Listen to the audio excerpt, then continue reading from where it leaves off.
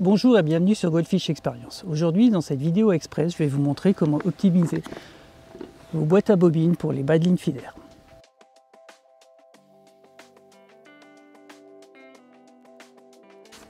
Sur ma boîte, j'ai collé un aimant. Donc, je prends ma bobine, je pose l'épingle dessus. Donc déjà, je sais où est l'épingle, elle ne va pas se barrer. Je déroule mon bas de ligne. Je pose l'hameçon sur l'aimant. Comme ça, le bas de ligne il va pas se balader. S'il y a du vent, il va pas s'envoler. Je risque pas de le retrouver accroché dans mes habits, dans mon tablier. Je récupère mon épingle, je la remets sur la bobine. Je range la bobine. J'ai plus qu'à mettre mon bas de ligne sur mon corps de ligne. Et voilà.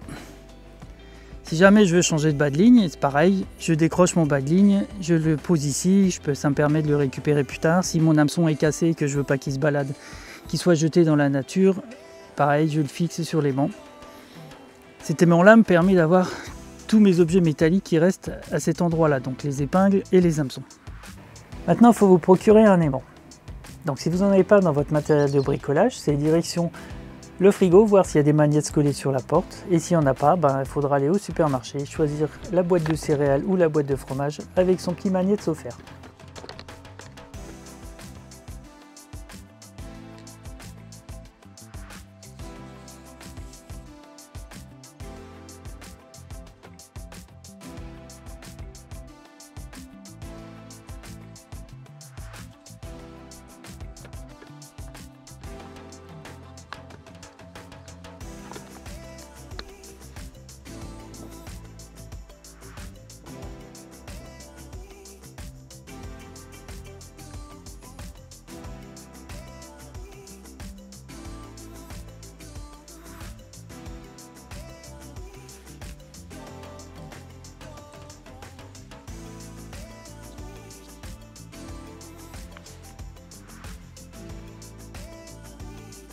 Maintenant, on va voir comment on range son bas de ligne sur sa bobine. C'est important pour pouvoir récupérer ce bas de ligne sans que tout soit en vrac. Donc là, je viens de monter un hameçon. Je me mets dans la boucle du bas de ligne précédent.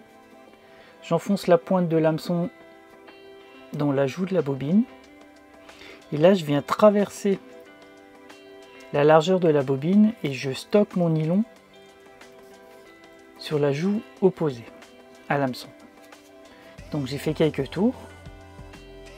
Je prends l'aiguille pour le ranger. Et ça repart dans la boîte.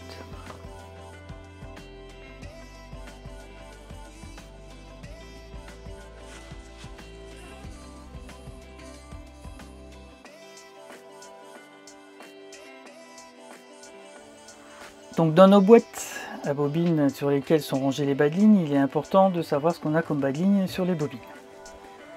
Pour ça, il faut les marquer. Alors ce que je vous conseille de faire, c'est déjà faire un marquage sur la tranche. Comme ça, d'un coup d'œil, je vois tout de suite quel bas de ligne je cherche dans cette boîte, ou alors dans cette boîte. Donc j'ai un marquage sur la tranche et j'ai un marquage sur le flanc de la bobine. Pour faire ces marquages, j'utilise du scotch de peintre. Ça coûte 3 fois rien, c'est super pratique à utiliser. Si on veut changer une étiquette, il suffit de l'enlever, ça s'enlève tout seul. J'ai pas de résidus de colle, ma bobine n'est pas abîmée.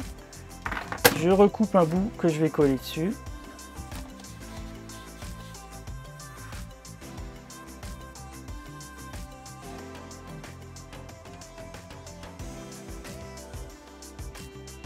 Et je marque dessus ce que c'est, donc hameçon numéro 16 sur du 12 centièmes et je rajoute un F parce que c'est des bas de ligne en fluorocarbone. Donc si cette étiquette est abîmée, je la change très facilement. Si je veux rajouter d'autres informations comme le type d'hameçon ou la longueur du bas de ligne, je peux le faire. J'ai plein de place et je peux faire autant d'étiquettes que je veux. Donc je range ça. Et après, je retrouve très facilement mes bas de ligne dans les boîtes.